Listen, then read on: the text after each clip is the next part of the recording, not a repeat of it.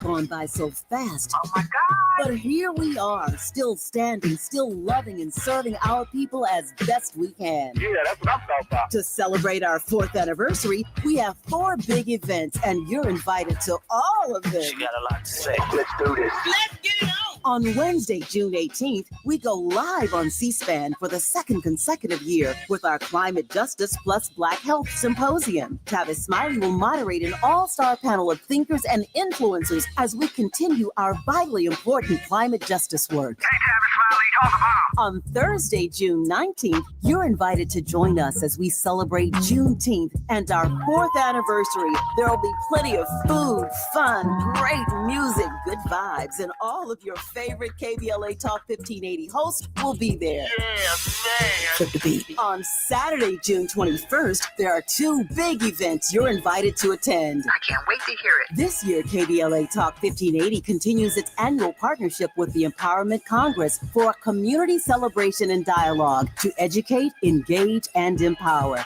This year's theme is resilience in the face of chaos. Can't wait to see what's up next. Y'all ain't ready for this. And new this year is our State of Black Women in Los Angeles Symposium, moderated by Dominique DePrima, with a luncheon to follow. Dominique will be leading a dialogue with some of the most impactful Black women leaders in Los Angeles, and you're invited to join. This is it. All of these events are free, but seating is limited, so you must register in advance at our KBLA1580.com website, where you can find all the details you need about each event. Check it out. It's our 4th anniversary, and we would love to celebrate it with you. I love you guys so much. There's nothing you can do about it. We're KBLA Talk 1580. The only black talk radio station west of the Mississippi. Thank you for having our black. Happy anniversary, KBLA! Love you. Love you.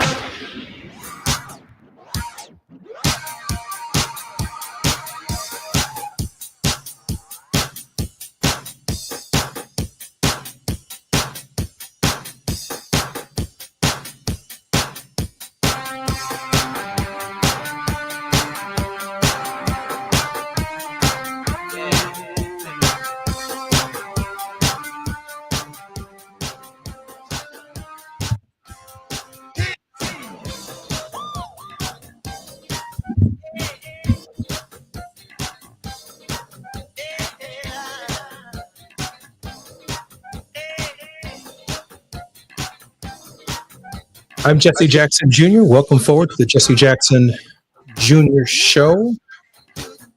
In a surprising move, Republicans have joined with Democrats at the Budget Committee to stop, halt, alter Donald Trump's big bill that he's so proud of that provides tax cuts for the ultra wealthy while removing nearly 13 million people from Medicaid. That is the health insurance program of the federal government that ensures that poor people have health care. And now they're talking about work requirements for the poor to receive this benefit. My very special guest who will be joining me in this hour is my friend, John Lesiotis. He's going to share some insights on immigration, progressive politics, the MAGA threat, Democratic Party prospects in 2026, and whether or not there's anything we can do to course correct the direction of our nation and the human spirit energy that has been unleashed in the United States and throughout our world. John has a bachelor's degree in sociology from Aurora University. He spent 8 years as project manager with leading local home improvement companies, including Home Depot, as well as 25 years as sales director for the outdoor advertising industry, primarily at CBS. John understands people and the human spirit, which are at the heart of the marketing and sales process. He also understands the importance of meeting deadlines as well as consequences for not meeting them. John is a lifelong Chicago resident who loves all things Chicago, including its baseball teams, but he is a man of the world from Los Angeles all the way to New York. John Lesiotis, welcome to the Jesse Jackson Jr. Show. Thank you so much, Jesse. It's my pleasure to be with you today. John, I'm so grateful that you took time out of your schedule to be with us. John, let me ask you a question. In this moment, Democrats and Republicans are working together. Certainly at the level of the Budget Committee, Republicans have joined Democrats in stopping initially this big, beautiful bill that Donald Trump wants to offer to the wealthiest of Americans, trillions of dollars in tax cuts that would obviously explode the deficit, the national debt, and remove millions of people from Medicaid. Your initial thoughts, and is this a turning point in the authoritarian regime, if you will, of Donald Trump? It's a good question, Jesse. And I would like to think that it's a turning point, but I think if you look at some of the details of why the bill is currently stuck in committee, all the Democrats in the committee voted against it, and there were 5 Republicans led by Chip Roy from Texas, fiscal conservative, who decided they didn't want to add any more money to the deficit, but they still wanted to cut somehow. So the big requirement that Chip Roy is hung up on is the work requirements for anyone that's on Medicaid. And as the bill is currently written, those requirements would kick in 2029. Chip doesn't want to wait until 2029. He wants the requirements to kick in immediately when the bill is signed into law. So that's the major hang up at this point. He doesn't want to wait to 2 or 3 years. He wants everyone that's on Medicaid and able-bodied to somehow go to work. Isn't this the bill, John, that was supposed to be the 10-year budget proposal, the 10-year budget deal that would essentially remove Congress from this process for 10 years? Exactly. It's exactly what they're trying to do, is remove Congress from the process at all and take the power of the purse away from Congress. So far it's worked, so I think he's going to continue pushing until he's stopped. I am overwhelmed by how Democrats and Republicans seemingly in this moment have come together. Do you have any hopes or expectations that this could have long-term implications, stifling the president's agenda? I do think so, because Trump wants the bill passed at any cost, and he wants it passed right away. So the fact that these 5 Republicans stood with the Democrats on the committee and said no is proof that they're finally going to stand up to Trump. And it doesn't matter if they're hiding behind the fiscal conservative mantra that Chip Roy does, but they're still doing it. And there hasn't been too many cases where any people in the Republican Party have stood up to Trump at all. So in my mind, along with the recent election in Omaha, Nebraska, and then the Supreme Court election last month, I do think there is reason for optimism, and I do believe the tide is turning. Well, that's certainly our hope. John, when we come forward, I want to chat with you about some of the other issues that have plagued American voters in the last election, and whether or not the tide could be turning on a number of issues. We can't leave out the idea that the president is returning from the Middle East. He signed, according to many of the news accounts, some fairly significant deals, if you will, Yes. deals that are outside the scope of Congress. It seems to be a private sector trip. Yes, very much so. Some of the gifts that he's received, including a $400 million 747, are deeply troubling for both MAGA and obviously for ethics watchers. I'm Jesse Jackson Jr. You've been listening to the Jesse Jackson Jr. Show. When we come forward, John Lesiotis is going to help break it down for us.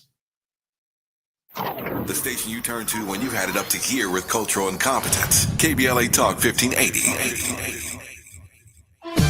KBLA Talk 1580 invites you to join the Children, Youth, and Family Collaborative, CYFC, for their 25th annual Foster Youth Awareness Walk on Saturday, May 17th at 8 a.m. at Susan Miller Dorsey High School, 3537 Farmdale Avenue in Los Angeles. This community-centered event brings together advocates, supporters, and youth to raise awareness and resources for foster care programs in the greater Los Angeles area. Please register at Eventbrite CYFC 25th Anniversary Walk. Congratulations to the Children, Youth, and Family Collaborative on their 25th annual Foster Youth Awareness Walk. This is a community call to action from KBLA Talk 1580.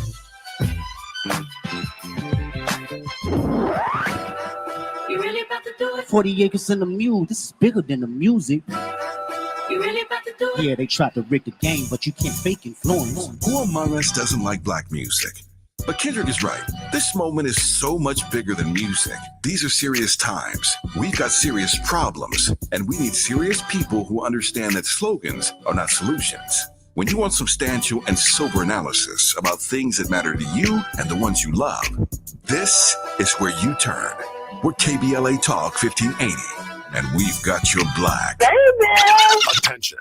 If you owe money to the IRS, this is an urgent message. The IRS is cracking down by sending out collection letters, garnishing paychecks, seizing bank accounts, and putting liens on homes and businesses. They call it enforced compliance. And you better watch out, because penalties and interest on unpaid taxes compound daily, making it even harder to get out of debt. Don't let tax debt destroy your life. You need to call Optima Tax Relief, America's #1 tax resolution firm. They're experts in taxpayer assistance programs that can save you thousands if you qualify. A+ rated by the Better Business Bureau, Optima's resolved over $1 billion of tax debt for their clients. Let them fight on your behalf, helping to put your tax problems to rest. Call now for a free consultation. Call 800-919-9077. 800-919-9077. 800-919-9077.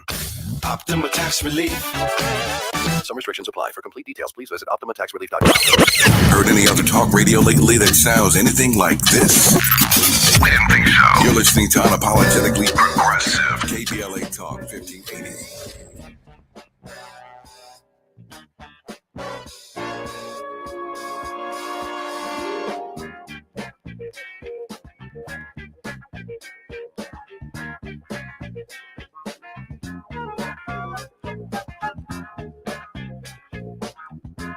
I'm Jesse Jackson Jr. It's Friday. My very special guest is John Lesiotis. John has earned his stripes talking to people, studying polls, studying marketing, studying trends amongst the American people, determining essentially what sells.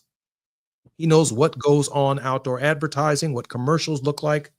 John, tell me if you think polling numbers that support the fact that Donald Trump is one of the most unpopular presidents in American history, certainly the last 70 years, whether or not that polling information, well, we already know the answer, why it's not translating over to the Democrats. Well, I don't think the Democrats have had a message for a long time. And I think that people are frustrated with both parties. I call it the blow it up crowd. They're frustrated with the Democrats because they believe that the Democrats have abandoned the working class. And in my opinion, that's why Trump got elected in the first place. And I think that's true to a great extent right now. So the Democrats have to craft a better message, and they have to stick with the message. And it's got to be, in my mind, a populism message toward the working class. And the only reason I say that, Jesse, is after the election, AOC, Alexandria Ocasio, went back and studied her precinct and district and found out that I believe 20% of the people that voted for her also voted for Donald Trump. And you couldn't come up with two more opposite people in the political arena right now. So what that told her is people want change, and they don't know how it's going to come about or who's going to lead it, but somehow they want change.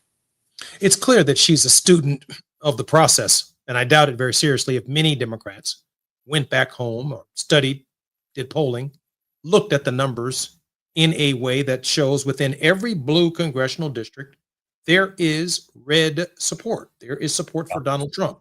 I've experienced it on the south side of Chicago. I've experienced it on the radio. I've experienced it on progressive radio. I've experienced it on black radio. I've experienced it in podcasts. There is support for Donald Trump in progressive congressional districts.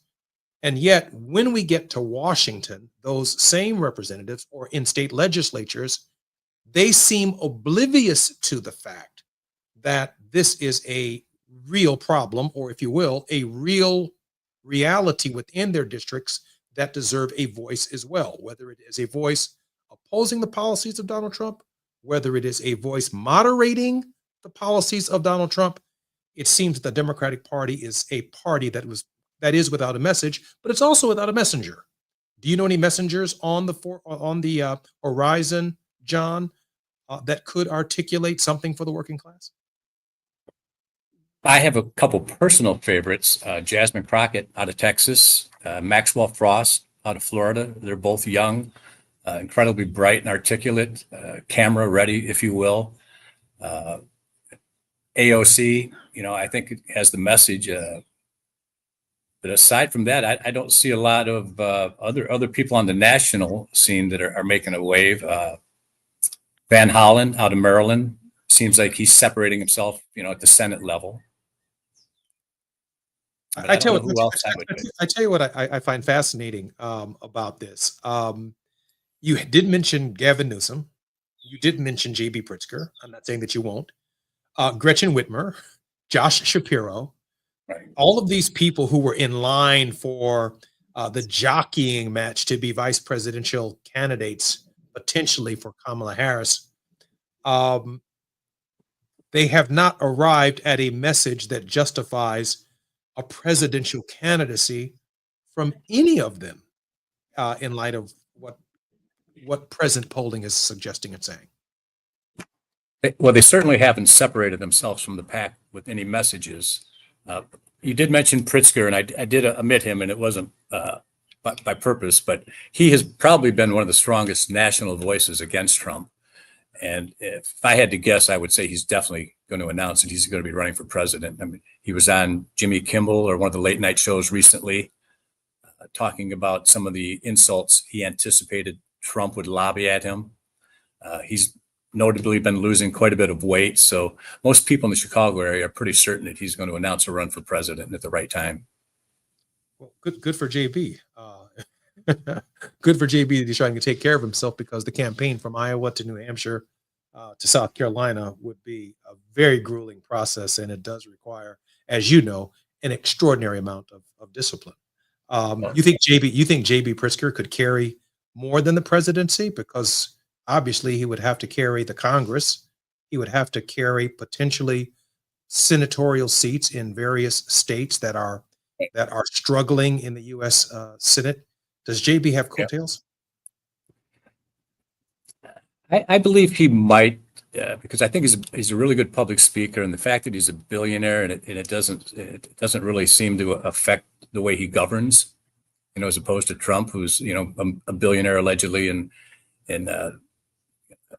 everything's of self-interest. JB does seem to be a public servant, and I think most people that aren't totally partisan do believe he's a pretty decent person. But nationally, I would give him the best chance.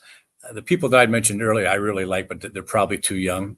Frost and Crockett, but I like them both. I think they have a tremendous future in the party, and I think not only their message, but I think the Democratic National Committee in DC needs to listen to them and help craft messages based upon what they hear locally. What Donald Trump is selling this idea that he's some kind of great deal maker, that everything is about a deal on Capitol Hill, a deal in the United Arab Emirates, a deal in Saudi Arabia. Are these deals benefiting the American people in any substantive ways, or are these personal business deals that he and his family are primarily the beneficiaries of?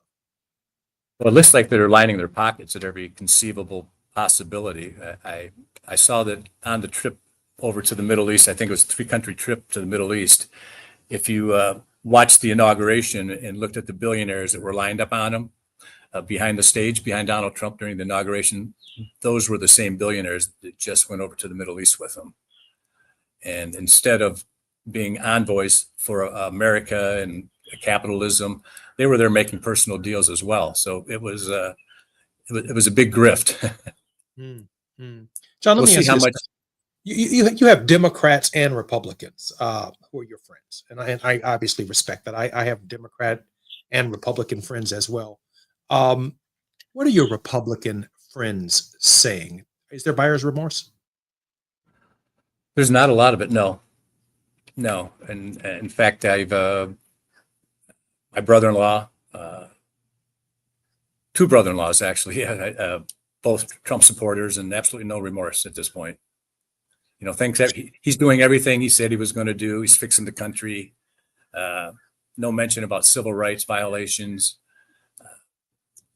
Just no, there's no remorse that I've seen. Maybe it's just because they won't admit it to me, but unfortunately I haven't seen any. So, is there any message that Democrats could offer to members of your family that might give them consideration for Democrats in 2026 or 2028, if in fact there's no buyer's remorse from people that you know? What seems like the only thing that's moving the needle is fear of losing Medicaid or Social Security. More importantly, Social Security for people. That's the third rail, and I think that's probably the Democrats' best chance is really hammer the Social Security loss, because they're coming after it. It's obvious. The work requirements for Medicaid. They're showing their cards. We know what they're going to do. So, okay, help me develop a message, John, that might attract middle class, white male, white female voters who might give some consideration to the idea of a Democratic nominee to replace Donald Trump, or to answer the question, who are they going to vote for in 2026, and what message do you believe Democrats can offer? You're suggesting that without any buyer's remorse, they really don't care. Yeah, and in many respects they don't, because the immigration thing is such a strong point of what Trump is doing, and it's polling really well with his base. They love what he's doing. The cruelty is fine with them. The lack of rights is fine with them. So that's, I think, why they're going, full bore on what they're doing. I just saw Kristi Noem was on television doing TV commercials talking how the president's keeping us safer now. So we need to attack them. In my mind, it's Social Security. We have got to stop the oligarchs from stealing our hard-earned money that we earned, Social Security. And that's what it is. It's not an entitlement in the way that we're given something. We earned it. And what they're doing is stealing it. And we have to make that message really clear and concise. And we have to repeat it from the top to the bottom. Everyone has to sing off the same page. When I think about the agricultural community and red counties throughout the United States and throughout particularly red and even blue states, I would have thought that maybe the tariffs themselves, the threat of the tariffs, would have an impact on agricultural policy to create the kind of remorse necessary to change the electoral dynamic. You would have thought the same thing 4 years ago, because he hurt the farmers 4 years ago as well, but then he bailed them out. He drafted a program so all the farmers got bailed out. So I think they feel they're going to get bailed out again. But I do know that the U.S. aid, since that program has been cut altogether, that there's hundreds of tons of food that's being wasted now, that's sitting in warehouses at different parts of the world that aren't being delivered now because the program's been cut altogether. So it's the farmers have produced all the grain and sent it over to different parts of the world, and now it's going to rot in warehouses because we can't distribute it to people that need it. So assuming that this grain that's sitting in warehouses, around the country and throughout the world, that the U.S. government is somehow going to pay these farmers for their losses, the long-term prospects, however, of not having USAID, at least from my perspective, ought to be some game changer, where rural Americans might think about whether or not a similar program might replace the existing program so that their farms might be viable. Is that enough remorse to change the voters? If we lose enough business to Brazil and other countries that make enough soybeans and other products that we can provide, and other countries do that, then long term, yes, I do think they will get remorse, absolutely. But it's going to take a while. They have to feel the pain. I read somewhere the other day, and you'll have to forgive my memory on this Friday afternoon.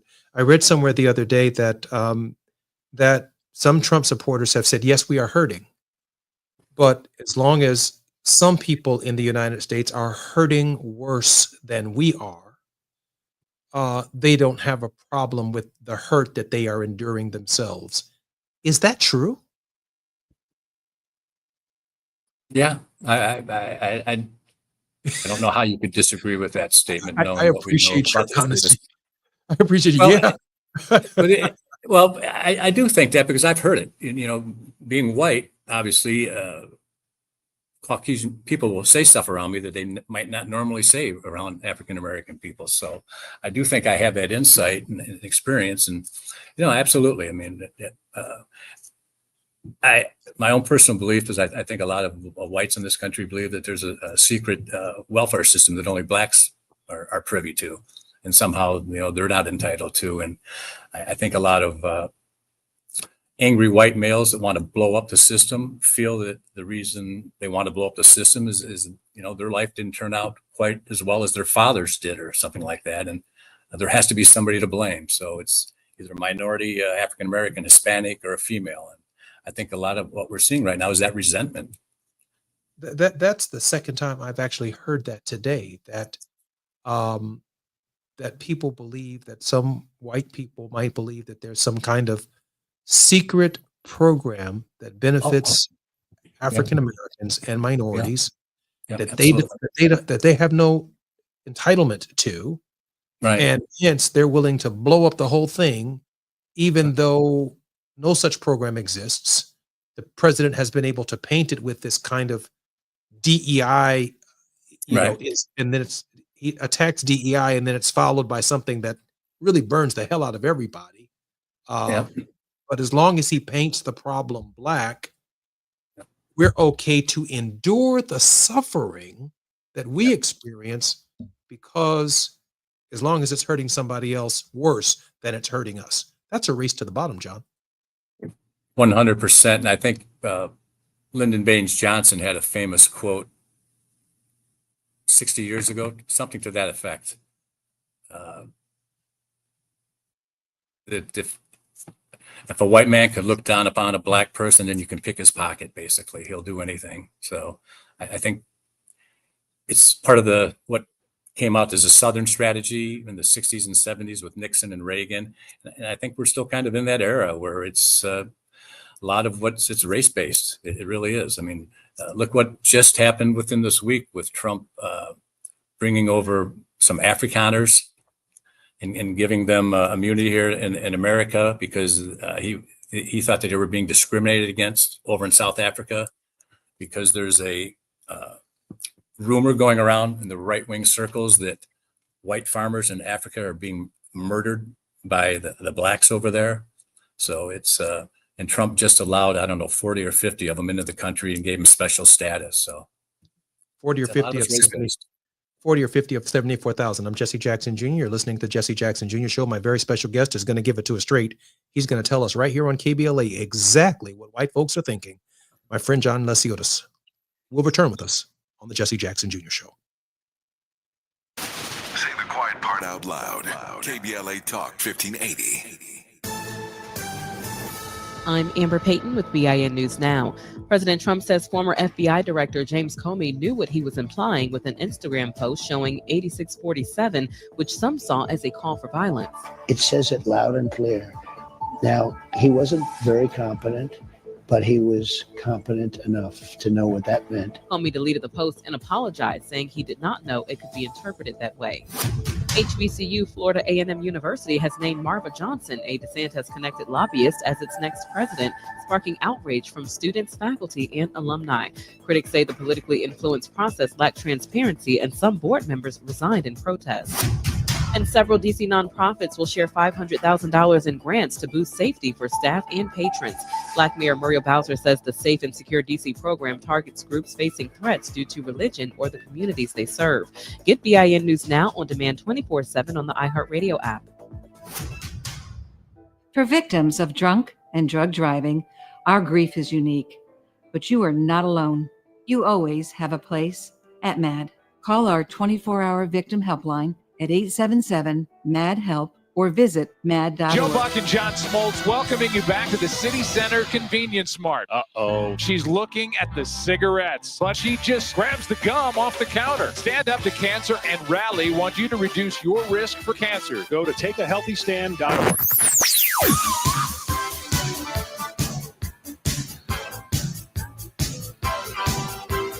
This is KBLA Talk 1580. Talk radio. That's music to your ears. unapologetically progressive. KBLA Talk 1580. We got a lot to talk about. I'm Reverend Gerald, the life coach. Is someone you love struggling with addiction and mental illness? Is improving your family's health important? Want to leave a legacy that your family can grow? Are you ready to enhance your perception of life experiences? Then wake up weekends at 7 a.m. with Urban Family Focus and get the wisdom, opportunity, resources, and motivation to live your best life. Join the conversation on Urban Family Focus Saturday and Sunday at 7 a.m. Unapologetically progressive. KBLA Talk 1580. We've got your black. At the tone, please record your message. You ready? Drop it! Mr. Tavis Smiley, preach it. Thank you, man. Politics in this country is crazy. You put things in perspective that even I didn't. The right is playing fast and loose with facts and scapegoating everyone under the sun, especially black and brown people. As a white man, I do not agree with this, and I am on my black and brown brothers and sisters' side. Fight the good fight. You know that I am part of the resistance. Let's fight the power. Our freedom of speech is freedom of death. We got to fight the powers that be. KBLA Talk 1580. We've got your black. After nearly 20 years in Congress, he knows how to get at the issues that matter the most to you. Every day, he takes a deep dive into politics, social justice, and the stories that shape our community. This is where prominent people unpack perplexing problems. Unfiltered, unapologetic, unmissable. You're inside the Jesse Jackson Jr. Show on KBLA Talk 1580. 1 2 1 2 1 2 1 2. You ready? Somebody make some noise in this joint. KBLA Talk 1580 celebrates its 4th anniversary this year on Juneteenth. There we go again. Hard to believe 4 years has gone by so fast. Oh my God. But here we are, still standing, still loving and serving our people as best we can. Yeah, that's what I'm talking about. To celebrate our 4th anniversary, we have 4 big events, and you're invited to all of them. She got a lot to say. Let's do this. Let's get it on! On Wednesday, June 18th, we go live on C-SPAN for the 2nd consecutive year with our Climate Justice Plus Black Health Symposium. Tavis Smiley will moderate an all-star panel of thinkers and influencers as we continue our vitally important climate justice work. Hey, Tavis Smiley, talk about. On Thursday, June 19th, you're invited to join us as we celebrate Juneteenth and our 4th anniversary. There will be plenty of food, fun, great music, good vibes, and all of your favorite KBLA Talk 1580 hosts will be there. Yeah, man. Took the beat. On Saturday, June 21st, there are 2 big events you're invited to attend. I can't wait to hear it. This year, KBLA Talk 1580 continues its annual partnership with the Empowerment Congress for a community celebration and dialogue to educate, engage, and empower. This year's theme is resilience in the face of chaos. Can't wait to see what's up next. Y'all ain't ready for this. And new this year is our State of Black Women in Los Angeles Symposium, moderated by Dominique DePrima, with a luncheon to follow. Dominique will be leading a dialogue with some of the most impactful Black women leaders in Los Angeles, and you're invited to join. This is it. All of these events are free, but seating is limited, so you must register in advance at our KBLA1580.com website, where you can find all the details you need about each event. Check it out. It's our 4th anniversary, and we would love to celebrate it with you. I love you guys so much. There's nothing you can do about it. We're KBLA Talk 1580. The only black talk radio station west of the Mississippi. Thank you for having our black. Happy anniversary, KBLA! Love you. Love you.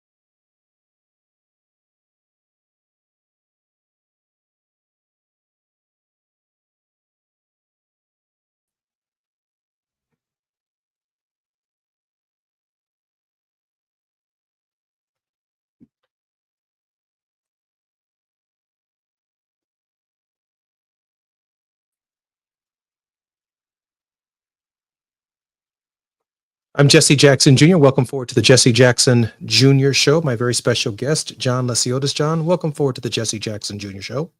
Thank you, Jesse. John, let me ask a question because I think we have broached something particularly important right here, and that is how the other side is thinking. And I got to be honest with you, I appreciate your honesty, right? I mean, none of the polling that we heard leading up to the last election worked, even though it said we were winning the campaign in certain key swing states. Hillary Clinton almost collapsed when she heard the polling just a week or so before the election when she was running. What you've shared with us on this program today is that polling is not covering the true sentiments of many people who are participating in the polls, and they are deliberately misleading the queries. Without question. Talk to me, John. What does that mean? They're not sharing the truth in a random query. Well, I think a lot of people don't want to admit it, frankly, that they're voting for Trump because they know deep down inside why people are attracted to him, and people don't want to admit it, but they still vote for him. I think he has done such an excellent job of dividing people from the time he first came down the golden escalator, demeaning Hispanics. They're all rapists. They're sending us the worst people. To last year when they were talking about the migrants in Ohio eating pets. He's always picking on somebody to punch down on. And it's always race-based. And as we talked about before the break, I pulled up the quote from Lyndon Baines Johnson. It was during the civil rights period in 64 and 65 when they passed the Civil Rights Act and then the Voting Rights Act, where he was quoted as saying that if you can convince the lowest white man that he's better than the best colored man, he won't notice you're picking his pocket. Hell, give him someone to look down on and he'll empty his pockets for you. And then I look at what's happening today. It's kind of eerily similar. John, some of the white people are willing to lose money in order for others to lose money. And he pre-warned everybody there's going to be some pain. His Secretary of Treasury said the same thing. There's going to be some pain. We're going to have to suffer a little bit. So, and they have no problem suffering. Not for him. Not for him. Interesting. Let me say this. Let me say this at the outset. I don't consider myself anti-Semitic. I don't consider myself racist, but I guess I can be. But I'm super sensitive to the idea that I think about it. I reflect upon it. I reflect upon Jewish history. I reflect upon African American history. I don't consider myself to be a sexist, but I reflect upon the history of women, and I try to, if you will, temper my own behaviors to make sure that I'm not being offensive. I mean, I give it some thought, right? So let's say Gretchen Whitmer, right? I mean, I don't see how she overcomes, if she were the Democratic nominee, the idea that people aren't paying any attention to her because she's a woman. Or Josh Shapiro, who's Jewish. Right. Or J.B. Pritzker, who's Jewish. I mean, they may be saying the right liberal stuff. Right. The right progressive stuff that is contrary to the foundational tenets of Donald Trump. You're telling me that J.B. Pritzker, Gretchen Whitmer, and Josh Shapiro cannot be heard under any circumstances. That's what you're telling me. I think it would really be tough. I think there's just that undercurrent of racism and anti-Semitism with a fair amount of the base of the Republican Party. If you some of the comments up in Wisconsin during the Supreme Court race, I heard, and they were asking some Republicans that were voting for Trump, doesn't it bother you that Elon Musk is trying to buy this election? And I heard 4 or 5 people say the same thing. It didn't bother them at all because George Soros and J.B. Pritzker were doing the same thing for the Democrats. Wow. And to me, they're both Jewish. It's hard to draw another conclusion that's an anti-Semitic remark. I mean, that's exactly what it is. Of course. I mean, who's really ever seen George Soros? Has anyone seen him on TV talking, espousing liberal views? I mean, he's like the boogeyman. but he's Jewish, and so is J.B. Pritzker. And so there's all they have to do is say the name. Yeah. There's an anti-Semitic undercurrent here. And 100%. I think Kamala Harris experienced it. I think Barack Obama, by definition, experienced it.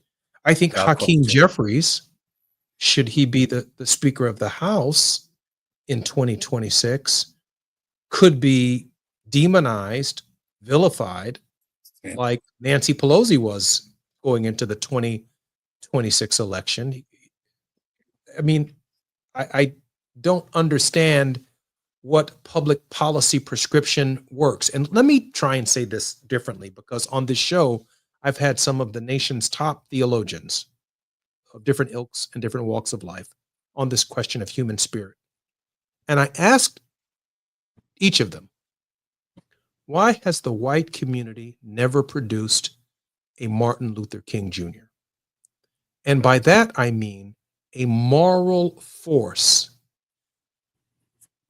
that challenges white Americans to recognize something within themselves, to be better, to understand the differences, to appreciate the differences, to celebrate the differences. Not that some of us didn't come over with the Pilgrims. Some of us came over on those ships. Others of us came over on slave ships. But in a real sense, John, we're all on the same boat right now. And on this boat, we are sinking together. Without question, Jesse. Unfortunately, you're right. And personally, to me, it's been a 50-year plan of the Republican Party. It's Ronald Reagan, taught us to distrust the government. I think he used to say the 11 words you never want to hear are, hello, I'm from the federal government and I'm here to help you. So the Republicans have been demonizing the idea of government. The government can't be good despite all the wonderful things that it does. And again, it goes back to messaging. I mean, the Democrats were smarter. Every time FEMA was somewhere handing out hurricane relief in a red state, they would say, "Hi, I'm from the federal government and I'm here to help you." But why no moral authority? Why no? I mean, Joel Osteen preaches, Billy Graham preaches, but why is there no spokesman for the poor that emanates and comes from the white community? I'm Jesse Jackson Jr., listening to the Jesse Jackson Jr. Show. We're having an honest conversation with my very good friend, John Lesiotis. When we come forward, John's got a few more tough questions to answer, and then we're going to let him close us out on a word of hope. KBLA Talk 1580 is an intervention. When we come forward, includes you. KBLA Talk 1580, turning pain into power. Providence Health System, Southern California's largest and most comprehensive healthcare network, is dedicated to community partnerships that educate, build trust, inspire hope, and improve outcomes. Their vision of health for a better world is supported by their commitment to health equity, community engagement, and building alliances with grassroots organizations like the NAACP award-winning Amazing Grace Conservatory. Amazing Grace Conservatory is dedicated to empowering youth through the arts, providing a nurturing environment that fosters emotional and physical health. Providence is a proud sponsor of their dynamic production of the electrifying musical Fame 25. This performance features unforgettable songs and exhilarating dance numbers while exploring social themes, resilience, determination, self-discovery, and authenticity. Don't miss Fame 25, coming May 18th to the Nate Holden Performing Arts Center. For tickets and information, visit AmazingGraceConservatory.org. Thy ticket, Lady Jennifer of Coolidge. Well, many thanks, good sir. Here'th my Discover card. They accept Discover at Renaissance fairs? Yeah, they do here. Discover is accepted at the places I love to shop. Getteth with the times. With the times? You're playing the lute. Yeah, and it sounds pretty good, right? Discover is accepted at 99% of places that take credit cards nationwide. Based on the February 2024 Nielsen report. Small businesses are the heart of America. But you don't have to go it alone. As the nation's largest nonprofit resource of expert business mentoring, SCORE has helped millions of entrepreneurs build their businesses for free. Get the connections, education, and guidance you need with SCORE. We're ready to help. Find a mentor today at score.org. KBLA Talk 1580. We've got a lot to talk about.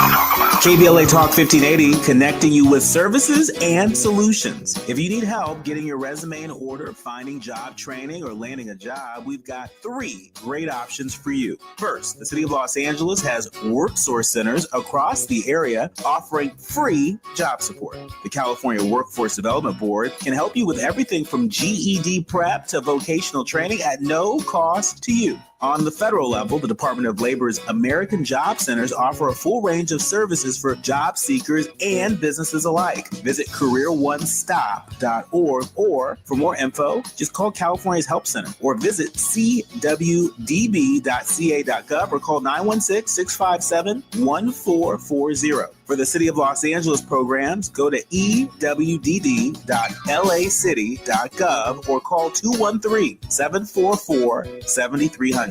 All these services are free to help you get your next job. This is a community call to action from KBLA Talk 1580. We're not for everybody, but we're for everybody. You're listening to KBLA Talk 1580.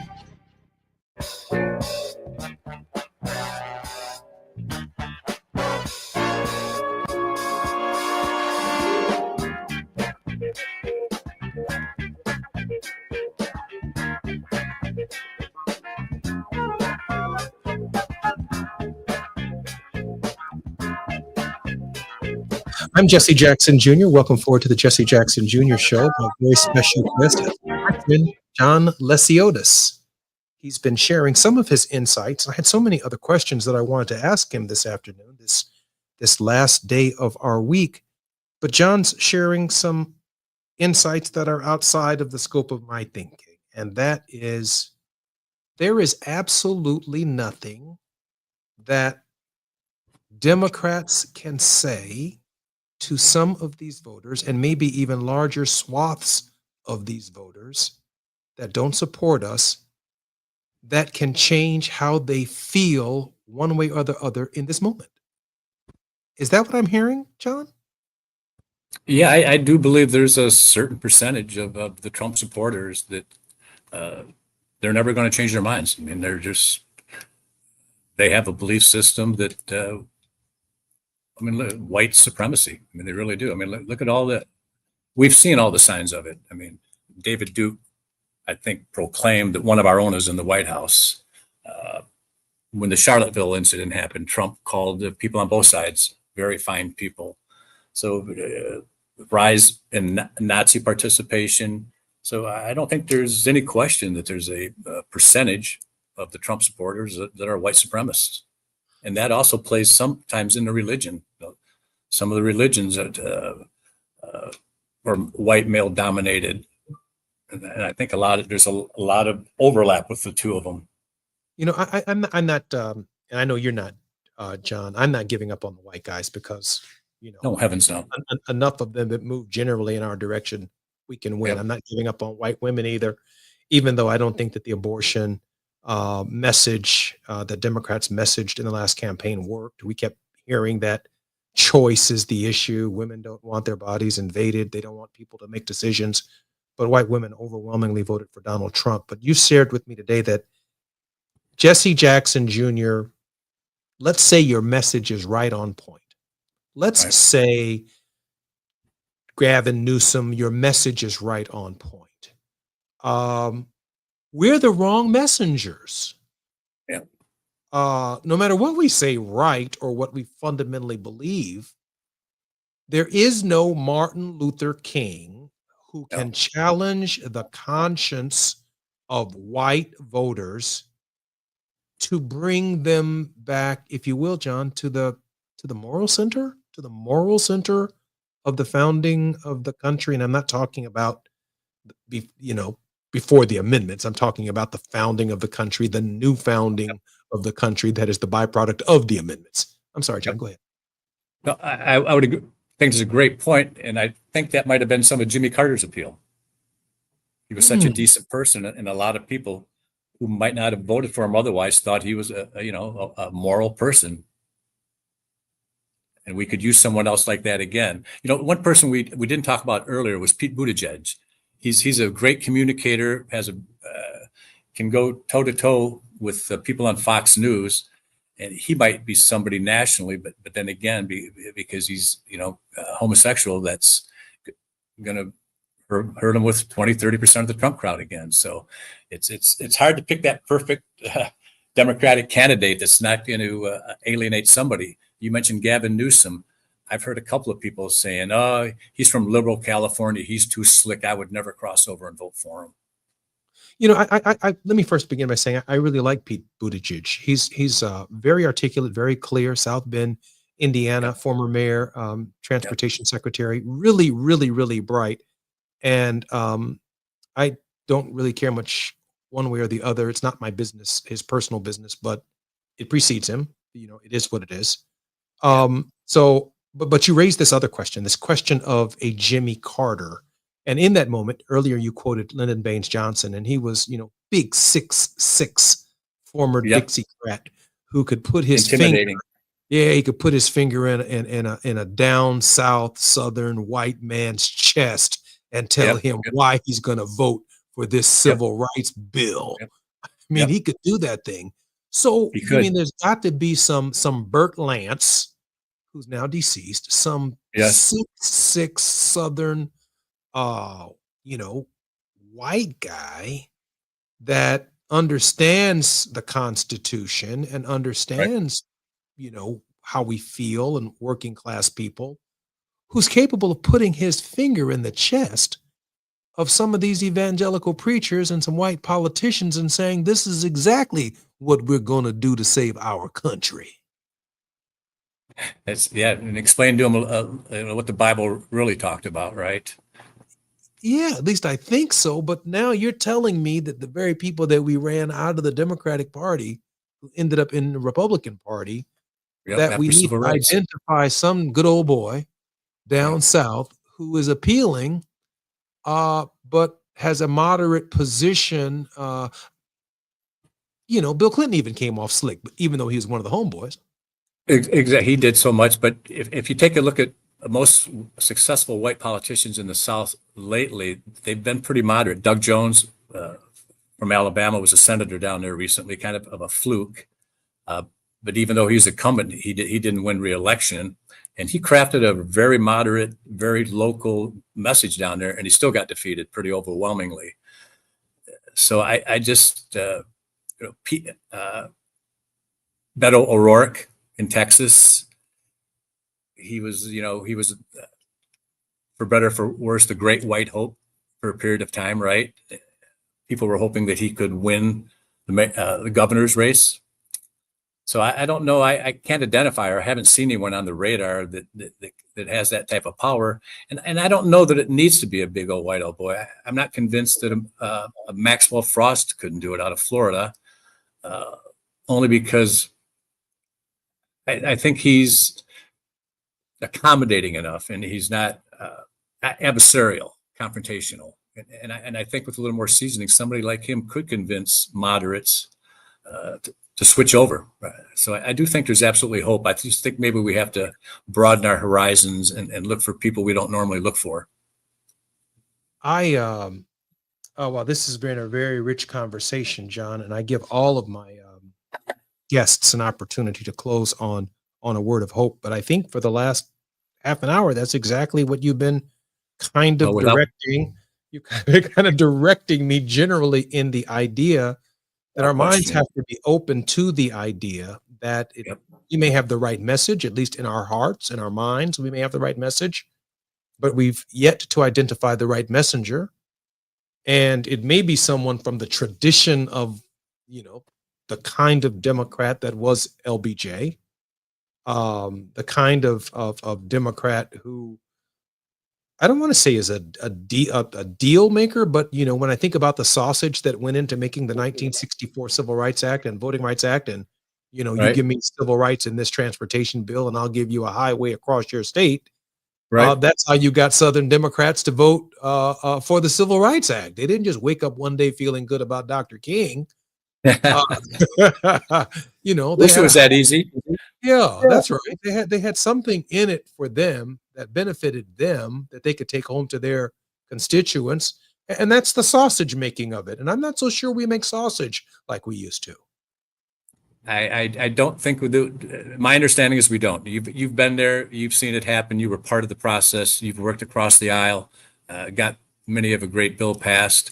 But it sounds like right now that there's so much partisanship that no one's willing to take that first step and try to break that logjam. But I have confidence it's going to happen. I really do. From all the recent indications, as I mentioned earlier, between Omaha, Wisconsin, some of the things, the protesting that's been happening around the country, that's going to happen again on June 14th. There is momentum. There's definitely momentum on our side. And I'm truly convinced there are more better people in this country than are not good people. So I'm very optimistic long term. I absolutely am. I appreciate you, John, because you never give up on anybody. And I'd like to think that I don't give up on anybody either. One of the reasons you're one of my better guests on the program, and I hope you will certainly feel comfortable coming back to the Jesse Jackson Jr. Show. I do want to take this last minute to share with our listeners that our producer is graduating, Gina Towns, from Princeton Theological Seminary this week. She's getting her Master's of Arts degree in social justice. We are particularly proud of Gina, who came to this radio show with a wealth of knowledge from Morehouse School of Medicine, from the outdoor advertising business as well. And now she's graduating from the seminary because she's committed to the ministry of trying to bring people together. And so in this final moment, our congratulations to our executive producer, Gina Towns. I'm Jesse Jackson Jr. My very special guest has been John Lesiotis. Until we come forward next week, we'll see you next week on the Jesse Jackson Jr. Show. KBLA 1580 Santa Monica.